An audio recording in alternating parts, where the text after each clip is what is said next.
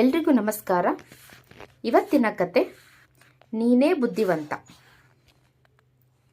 ಒಂದೂರಿನಲ್ಲಿ ಸೋಮು ಎಂಬ ಹುಡುಗನಿಗೆ ಪ್ರತಿ ವಸ್ತುಗಳನ್ನ ನೋಡಿದಾಗ ದೇವರು ಏಕೆ ಒಂದೊಂದು ವಸ್ತುವನ್ನು ಒಂದೊಂದು ರೀತಿಯಲ್ಲಿ ಸೃಷ್ಟಿ ಮಾಡ್ದ ಅನ್ನೋ ಕುತೂಹಲ ಕಾಡ್ತಾ ಇತ್ತು.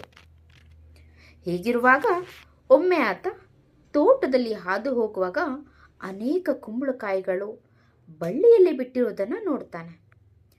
ದೊಡ್ಡ ಮತ್ತು ದಪ್ಪವಾಗಿ ಬಿಟ್ಟ ಕುಂಬಳಕಾಯಿಗಳನ್ನ ನೋಡಿ ಸೋಮುಗೆ ಆಶ್ಚರ್ಯ ಆಗತ್ತೆ.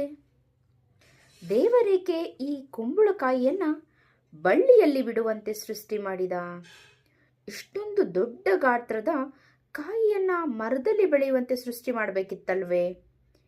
ಹೀಗೇಕೆ ನೆಲದ ಮೇಲೆ ಬಳ್ಳಿಯಾಗಿ ಕಾಯಿಯಾಗುವಂತೆ ಮಾಡಿದ?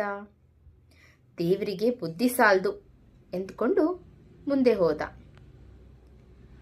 ಆಗ ದೊಡ್ಡ ಹತ್ತಿ ಮರದ ಕೆಳಗೆ ನಡೆದು ಬರುತ್ತಿದ್ದ ಸೋಮುವಿನ ತಲೆಯ ಮೇಲೆ ಮರದಿಂದ ಇದ್ದಕ್ಕಿದ್ದಂತೆ ಹತ್ತಿ ಹಣ್ಣು ಬಿತ್ತು.